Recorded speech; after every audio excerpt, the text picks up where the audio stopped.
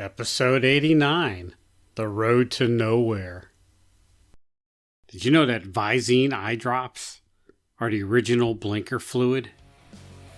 Hello, welcome to the 10 Minute Off-Road Podcast. I'm your host, Nikki G. I'm here to inform, entertain, and delight your ear holes with all things off-road for the next 10 minutes.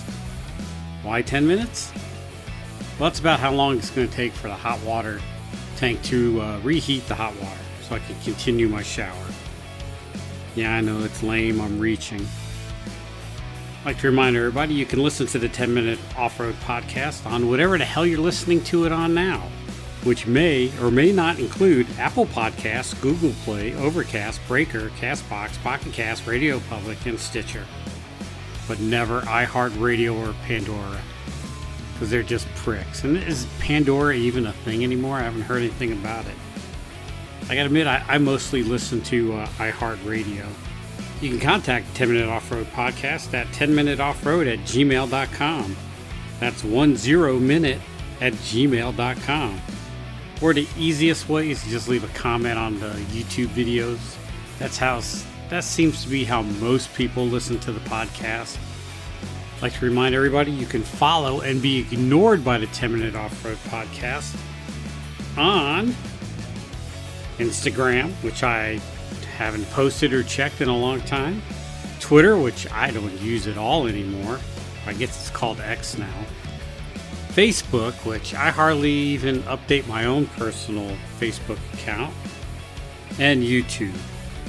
Now, YouTube is probably the easiest way to get a hold of me or follow me. And that seems to be how most of you are following it anyhow. But you can never catch the 10 Minute Off-Road Podcast on TikTok. TikTok is made by commie bastards. Yeah, I'm earning that explicit rating today. Alright, now we got all the Lego. Now that we have all the legal mumbo jumbo boilerplate stuff out of the way, I want to talk about what I did last week.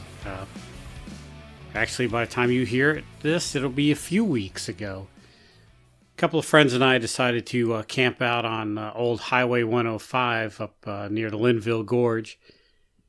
And on the next day, we were going to go exploring, looking for other campsites. And we found this, I should say, one of the guys, Steve, found a road called Forest Service Road 982. Can't find the name of it. Gaia Maps just has it listed as Forest Service Road. Even Google Maps has it listed as just Forest Service Road 982. So we were going to explore it, but we got a late start and kind of poked around. After breakfast, we all just decided that, we're all kind of pretty beat and tired. We're just going to go home and save it for another day. So I just couldn't get this road out of my craw. And I had next weekend off. I was all alone, had really nothing to do. So I decided to just drive up there and check it out. It's going to just pin some locations for campsites. And that's what I did. I drove up there. It was north of Morganton. Turned onto the road and fell in love with it instantly. It was a nice, beautiful road. Not really too scenic because of all the foliage and everything, and there really was nothing to see, but it winds along a creek, so you're constantly going up and down.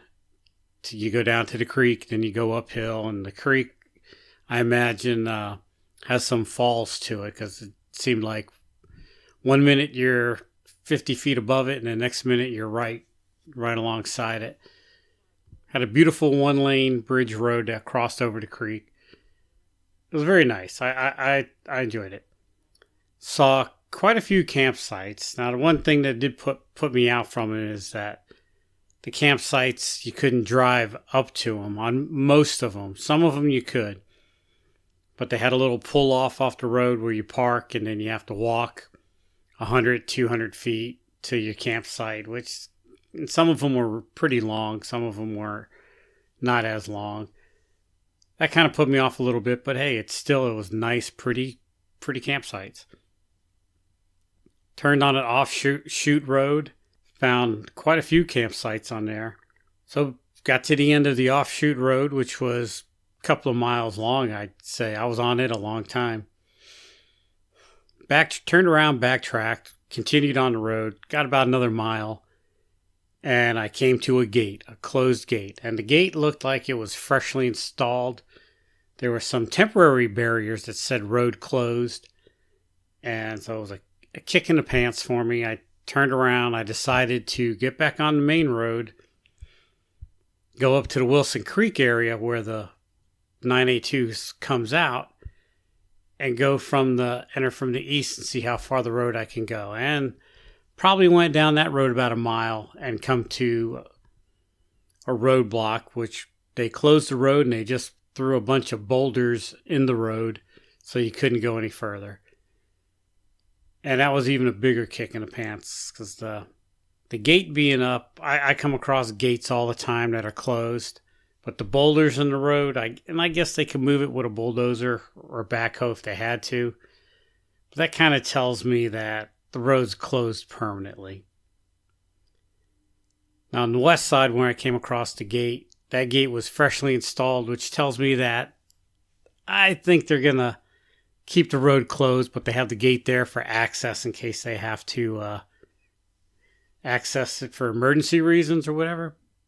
And I got to tell you, the whole time I was there, I saw almost no to very little trash from the west side. From the east side, it seemed there's a little bit of private property entering on the road. And once you get past the private property, there was a couple of campsites, and they weren't trashed, but it seemed to be a little more used than the ones on the west side. But all in all, the road was clean. Everything was good. It's not like they closed the road to keep the people out like they kind of did Wilson Creek. Wilson Creek, you could camp along the creek, and people took advantage of it and trashed it, so now you can't camp overnight on Wilson Creek. Lots of beautiful campsites that you can't use.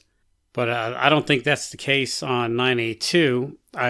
Looking into it, the Forest Service, the forestry website has it listed as closed for storm damage.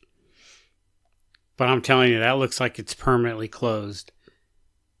And I can only guess that since it runs along the creek, environmentalists got involved, and we must protect the fish. So that's what I'm guessing happened. I think it's gone along the way of Wilson Creek, and it's gone the way of Old House Gap Road. It's environmentalists are just taking over and shutting our trails down. I don't know how to fight it. I guess be more active in the community, but they kind of do everything on the hush down low, so you don't know it's closed until it's closed. The only thing I could say is just keep on doing what we're doing, picking up our trash, keeping the place cleaner than we left it. Don't make new trails. If you can't go around something, go back the way you came and do it another day, or bring somebody with a more capable vehicle that can drag you over it. But a lot of the stuff I'm coming across is passable. I think Old House Gap Road is probably about the roughest Forest Service road I went through, and it was easy.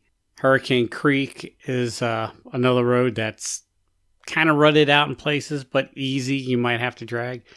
And I'm telling you, Hurricane Creek is the next one they're going to look at. I guarantee it. It runs alongside a creek. It's getting used and very popular. If you want to see these places, I suggest don't put it off till tomorrow. I really wish I would have went down 982 when I first saw it on a Gaia map. But I didn't, and now it's gone. Hopefully not forever. I think it's at least in January is when they close a lot of the roads up there for the winter time.